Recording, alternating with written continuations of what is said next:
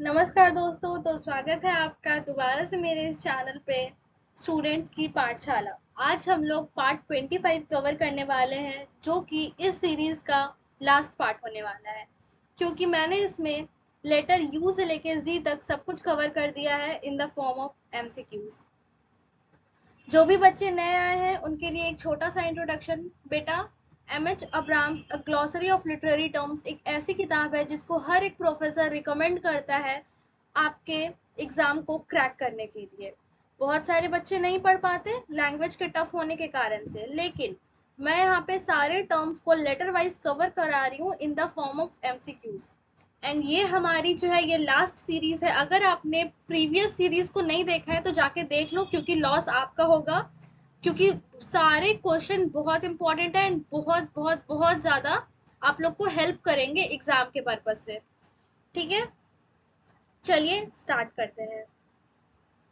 Start करने से पहले एक छोटा सा quote, the best way to predict the future is to invent it.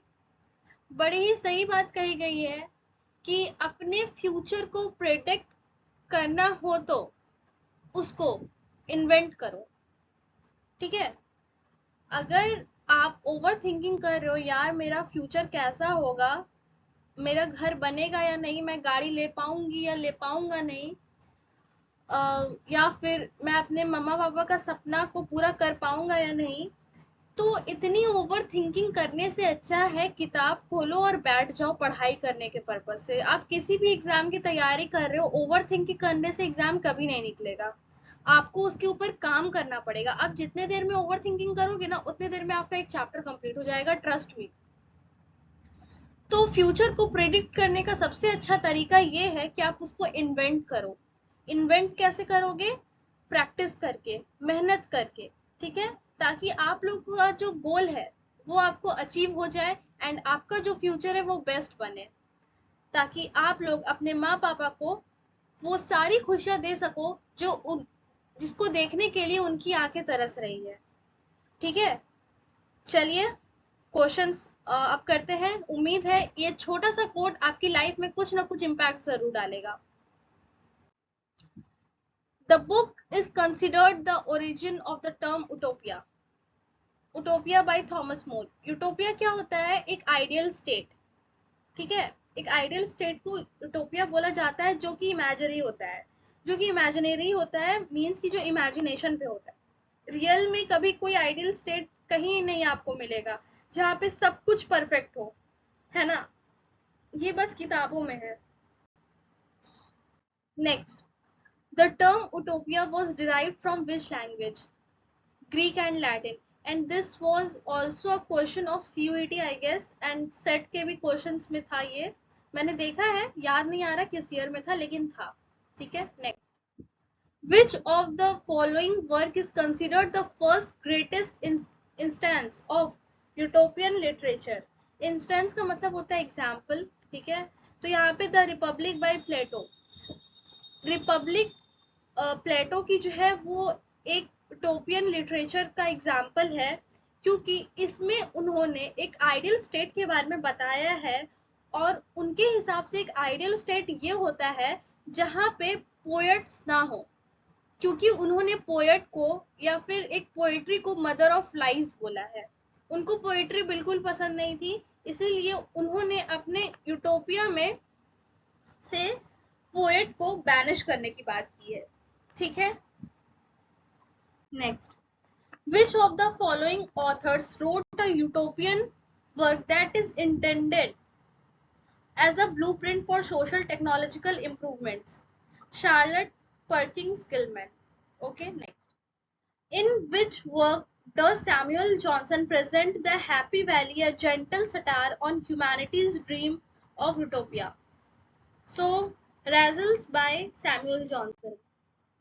Which of the following is a dystopian novel that projects a very unpleasant imaginary world into the future?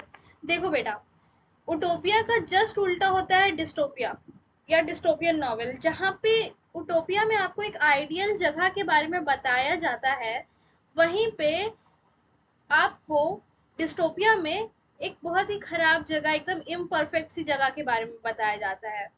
ठीक है, जो कि एक बहुत ही अनप्लीजेंट सी imaginary world की दिखाती है, उसको हम लोग डिस्टोपिया बोलते हैं। एक तरह से मान सकते हो आप कि उटोपिया का उल्टा डिस्टोपिया। ठीक है, तो ये क्या है, the handmaid's tale by Margaret Atwood.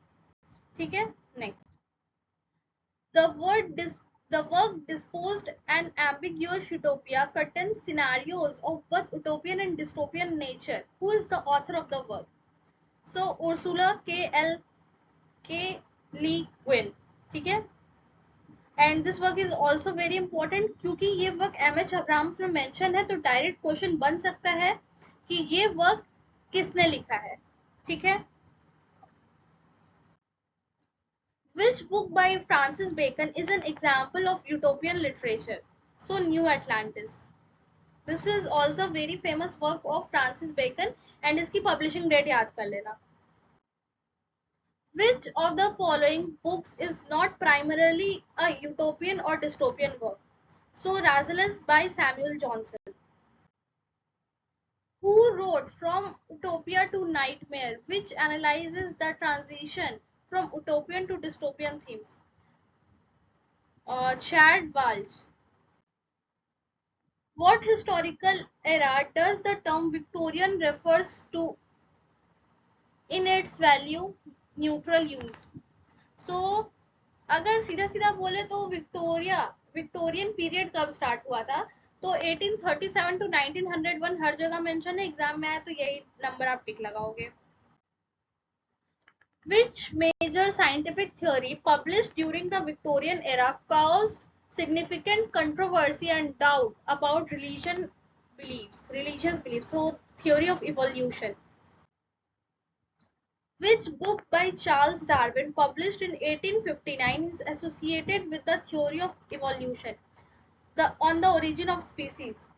ये वर्क इम्पॉर्टेंट है, इसकी पब्लिशिंग डेट बहुत इम्पॉर्टेंट है, पूछी जाती है, एंड आपको ये याद करना है कि चार्ल्स डार्विन का ये वर्क है एंड इसकी पब्लिशिंग डेट। ठीक है, और ये किस चीज से एसोसिएटेड है, तो थ्योरी ऑफ इवोल्यूशन से। ये बहुत इंपॉर्टेंट किताब है चार्ल्स डार्विन की। What term was used to describe the early feminist agitation for equal status and rights during the Victorian era? The woman question. ठीक है,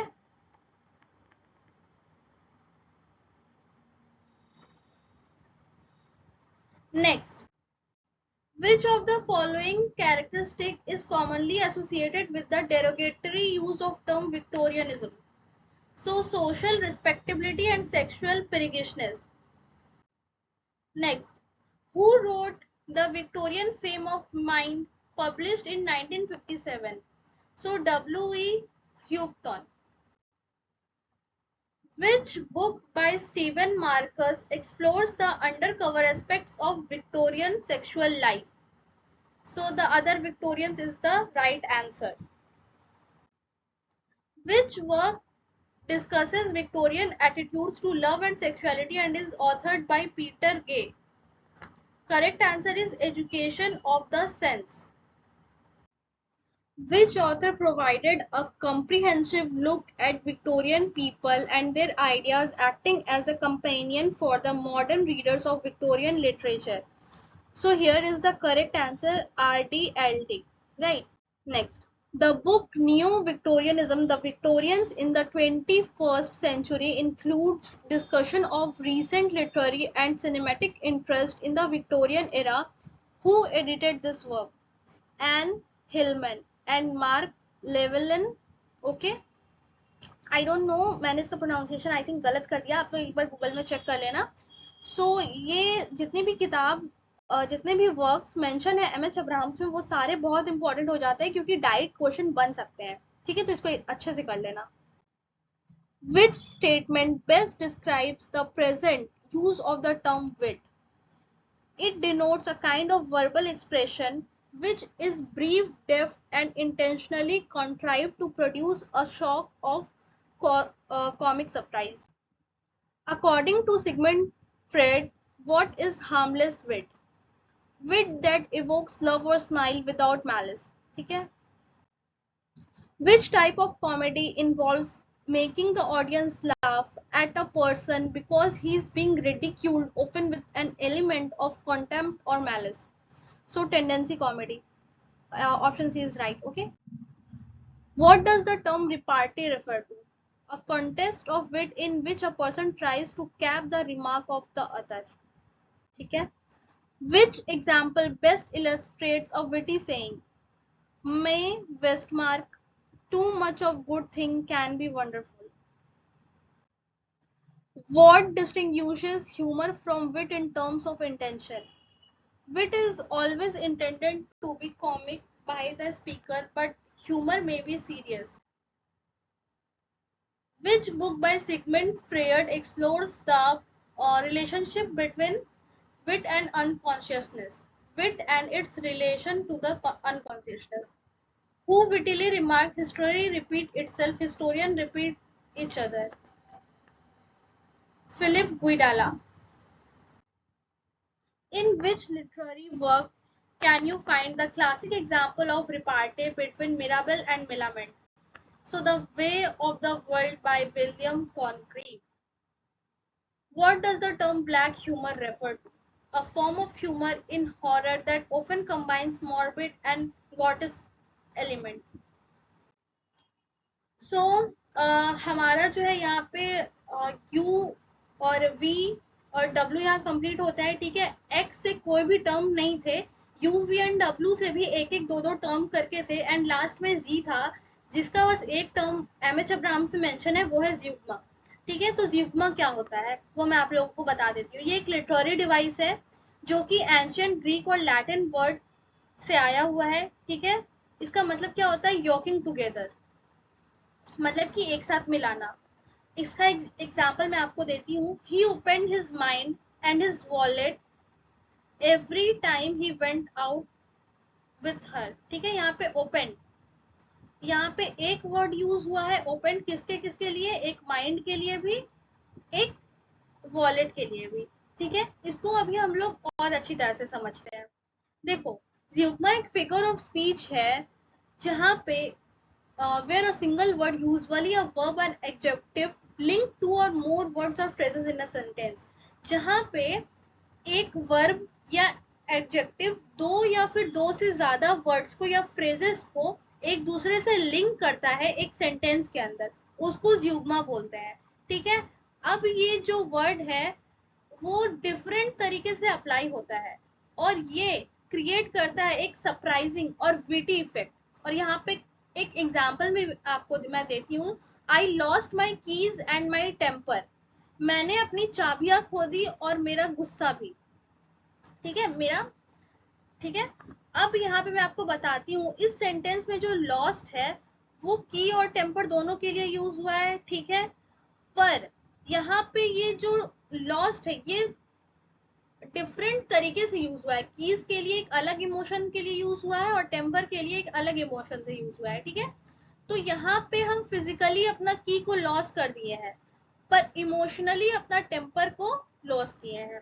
ठीक है, तो आप लोगों को शायद समझ में आ गया होगा आई गेस, क्योंकि यहाँ पे जो लॉस्ट है वो दो तरीके से यूज हुआ है, एक कीज के लिए, एक टेम्पर के लिए। तो मैंने यहाँ एक वर्ड यूज करके दो निशाने मारे हैं। मैंने एक फिजिकली यूज किया है और एक इमोशनली यूज किया है। फिजिकली यूज किया है मैंने कीज के लिए और टेम्पर के लिए मैंने यूज किया है इसको इमोशनली। ठीक है, तो होता है ना एक तीर से दो निशाने लगाना, तो ये मेरा तीर है, ये मेरे दो निशाने हैं, मैंने इस पे निशाना लगाया है मैंने दोनों पे। ठीक है, तो यहाँ पे मैंने फिजिकली के लिए इसको यूज कर दिया और इमोशनली टेम्पर को यूज कर दिया है। ठीक है, Zeugma often adds a touch of humor or sophistication to writing by connecting ideas what are typically not associated with each other. ठीक है, अब ये ह्यूमर भी ऐड करता है, पर ये कीज और टेम्पर एक दूसरे से तो मतलब बहुत ज्यादा अलग अलग हो गए है ना, तो ये डिफरेंट आइडियाज को कंबाइन करके एक ह्यूमर क्रिएट करता है ज्यूग्मा। ठीक है, और ये बहुत सारे वर्क्स में यूज किया गया है। ठीक है, और ये क्वेश्चंस आते हैं पूछने के लिए, तो माइंड में आपका जो कॉन्सेप्ट है वो क्लियर होना चाहिए। उम्मीद है बात समझ में आ गई होगी। चलिए, अब यहाँ पे जो हमारा ज्यूग्मा है वो खत्म होता है, साथ ही साथ हमारी सीरीज भी यहाँ खत्म होती है। मैंने पूरी प्लेलिस्ट अपनी सारे टर्म से भर दी है, तो आप लोग जाओ अच्छे से कवर करो, एग्जाम में अच्छे मार्क्स लाओ, अच्छा स्कोर करो, ठीक है। And thank you so much आप लोगों को कि आप लोग मेरी सीरीज में एंड तक बने हुए हो। एंड बहुत सारे सब्सक्राइबर मेरे ऐसे हैं जो मेरी सारी वीडियोस देख रहे हैं, तो मेरा दिल से थैंक यू आप लोगों को कि आप लोग इतना सपोर्ट दिखा रहे हो, और बहुत खुशी मिलती है कि आप लोगों को मेरी वीडियोस पसंद आती है। So thank you so much. Next video जो आएगी वो एक सरप्राइज रहेगा, जो मैं छोटे से वीडियो में आप लोग को बताऊंगी कि क्या होने वाला है कल से। सो चलिए, तब तक के लिए ऑल द बेस्ट। सीरीज को देखते रहिए, अपनी तैयारी को स्ट्रांग बनाते रहिए। तब तक के लिए अलविदा। मिलेंगे हम लोग नेक्स्ट वीडियो में। Thank you so much again.